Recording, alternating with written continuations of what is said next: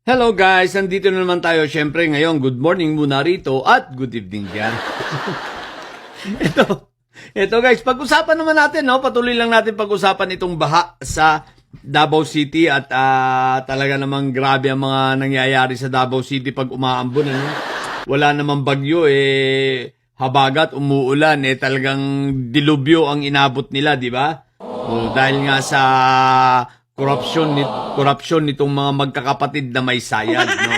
Pero guys, ito, dalawang video ang panonoorin natin ngayon at bibigyan natin ng dalawang reaksyon. Ito ay patungkol sa Davao City. Okay? Sige, panoorin muna natin ang una. Let's go! Guardhouse, no? Yan, Davao City. Yeah. La Inday Rosel. Diba? Grabe, no?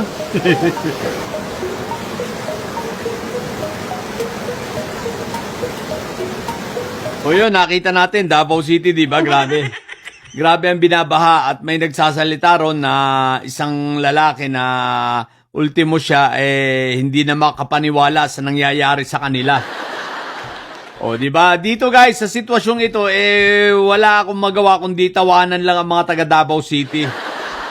Paano ka ba namang hindi matatawa? Sila naman ang may kagustuhan yan, di ba? Marami pa nga mga didilis dyan, proud pa.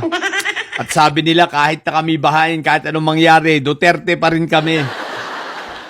Isipin mo, ilang dekada, 4 na dekada na pinamumunuan ng mga nila Fentaboy, ng mga Duterte, ang Davao City. Anyari?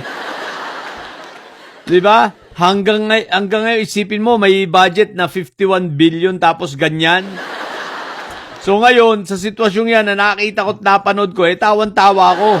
Ang nasasabi ko sa sarili ko, buti nga sa inyo pag deserve nyo yan. Dahil, bakit nyo magiging deserve yan? Dapat lang dahil siraulo kayo Isipin ninyo, pinagmamalaki nyo pa na ang namumuno sa inyo si Fentaboy. Diba? Tapos tatanong nyo pa, bakit nakafocus lang sa Davao? Paano bang hindi mag-focus sa inyo? 51 billion ang budget nyo. 51 billion ang binulsa nitong si Iyutman. 51 billion na hindi makita. Tapos tuwing may dilubyong ganyan, hindi nyo napansin? Tuwing may baha, wala sila. Tuwing may habagat, wala sila. Tuwing may mga bahang ganyan, nasan sila? Di ba? Napakabobo nyo lang talaga kung hindi nyo mapansin na lagi silang wala. Hindi lang isa ha, talagang lahat sila na magkakapatid na may sayad. Kada may baha dyan, wala sila. Bakit? Dahil nga wala silang pakialam sa inyo at wala silang pananagutan. Kumbaga, ayaw nilang panagutan at ayaw nila ng responsibilidad dahil kayo daw mga taga Davao City ay uto-uto. Dahil sa kayo naman ay uto-uto, bakit nga naman sila nandyan kapag magbabagyo? Di bayae lang kayo. Diba? Sabi lang nila, wapaks, anong pakialam namin? Kung bahain kayo, anumang mangyari sa inyo dyan, basta kami happy-happy. Sabi ni Barbie Basti, basta ako ay nasa gay bar at masaya. Nakakapanlalaki. Diba? At si Inday ng sayad naman, habang nasa jowa niya. Si Iyutman, di ko alam kung anong ginagawa. Baka malamang-lamang, na, tumitira din yun doon. Kaya nga, tsaka nagpapagamot, syempre.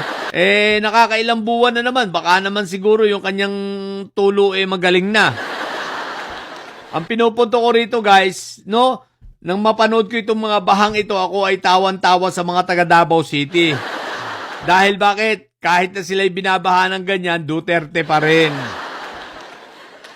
Yan ang kagaguhan ng inyong mayor na yung mga basura sabi sa itambak sa harap ng DENR. Ang mga basura sa inyo nagkalat. Bakit? Dahil hindi marunong mag-manage, hindi marunong maging mayor ang inyong mayor.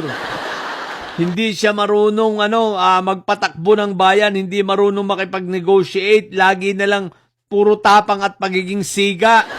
At tapang-tapangan, siga-sigaan, hindi naman lumalaban. Puro bunga nga lang naman, pag pinalagan, wala na.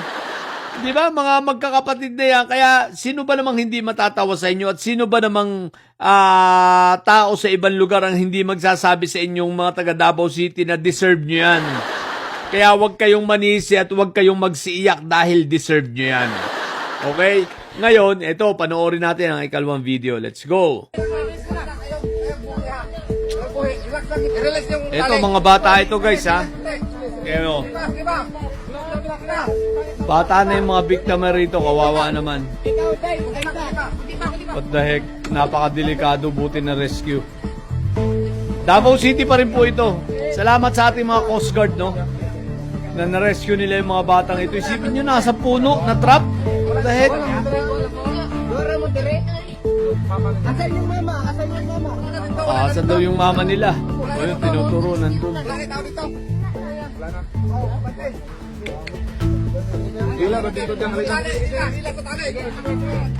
Kawawa yung mga bata. Putek. Ayun na. O yan guys, grabe. Sa puntong ito guys, dito nung mapanood ko ito, bagamat ako ay galit sa mga galit ako sa mga namumuno dyan sa Davao City, ano.